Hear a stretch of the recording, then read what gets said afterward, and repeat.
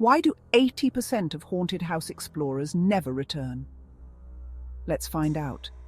The allure of the unknown, the thrill of the supernatural, and the promise of an adrenaline rush draw many to these forsaken places. But what is it that keeps them from coming back? Is it fear or something far more sinister? I was alone in the house, or so I thought. The silence was deafening, broken only by the occasional creak of the old wooden floors. Shadows danced on the walls, creating eerie shapes that seemed to move with a life of their own. Every corner of the room felt like it was hiding a secret, waiting to be uncovered. The storm had trapped me inside, every door refusing to open. The wind howled outside, rattling the windows and making the old house groan in protest. It was as if the house itself was alive, conspiring to keep me within its walls. The sense of entrapment was overwhelming, and I could feel the weight of the house pressing down on me. My phone was dead, and the candle flickered as if even it wanted to escape. The small flame cast long, dancing shadows that seemed to mock my predicament. The darkness felt alive, closing in on me with every flicker of the candle. It was a reminder of how isolated I truly was, cut off from the outside world. I'd only come to this abandoned mansion for a quick thrill, a fleeting adventure to break the monotony of everyday life.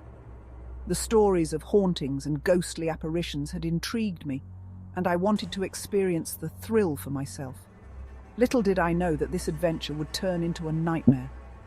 But as I wandered the creaking hallways, strange things began to happen. The air grew colder, and an unsettling feeling of being watched crept over me. Every step I took echoed through the empty corridors, amplifying the sense of isolation. The house seemed to be alive, reacting to my presence. Faint whispers floated through the walls, just low enough that I couldn't make out the words, but close enough to feel the chill. It was as if the house was trying to communicate with me, to tell me its secrets. The whispers grew louder, more insistent, and I could feel the hairs on the back of my neck stand on end. I wanted to believe it was my mind playing tricks, until I saw her. A shadowy figure, barely visible in the dim light, standing in the corner of the room. My heart skipped a beat, and I felt a cold sweat break out on my forehead. The figure was eerily still, almost as if it was waiting for me to make the first move. In the corner of a dust-filled room stood a woman, her back turned, shrouded in an aura of mystery. The dust particles floated in the air, illuminated by the faint light, creating an almost ethereal atmosphere. The woman's presence was both unsettling and captivating, drawing me in despite my fear. Her head tilted ever so slightly as if listening. It was a subtle movement, but it sent a shiver down my spine. The way she stood, so still and yet so aware, made me feel like I was intruding on something sacred. I wanted to call out to her, to ask who she was, but my voice caught in my throat. She was impossibly still, but her whispers filled the room. Stay, stay, and remember. The words echoed in my mind, resonating with a sense of familiarity.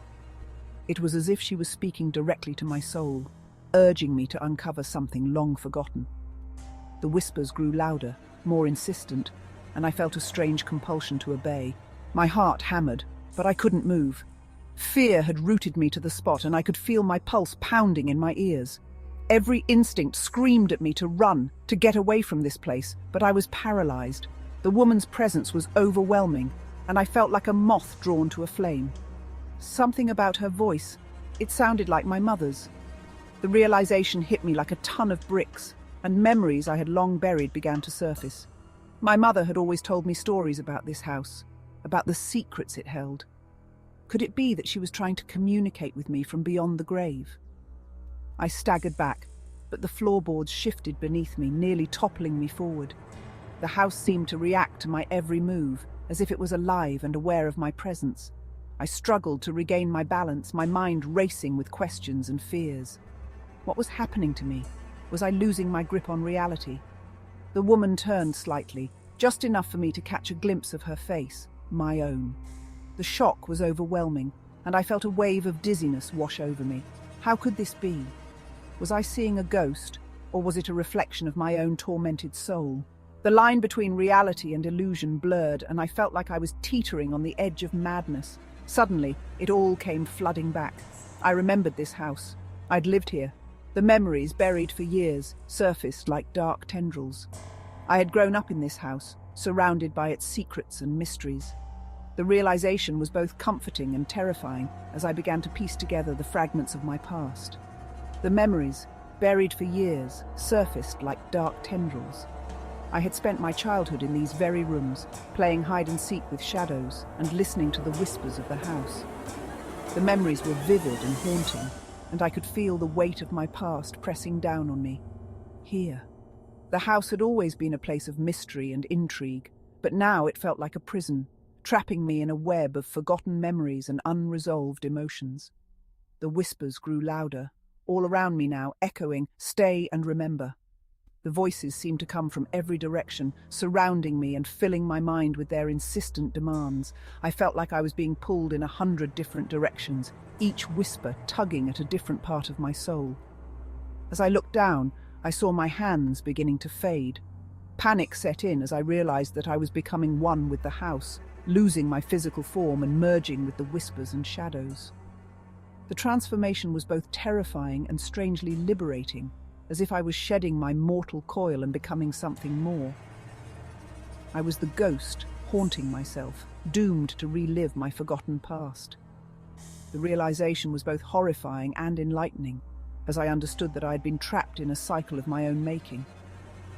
The house was a reflection of my own mind, filled with the ghosts of my past and the secrets I had tried to bury. Sometimes the darkest secrets are the ones we hide from ourselves.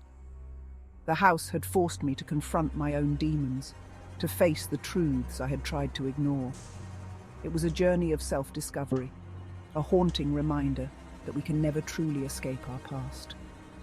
The whispers, the shadows, and the ghostly apparitions were all manifestations of my own inner turmoil, and I knew that I had to find a way to make peace with them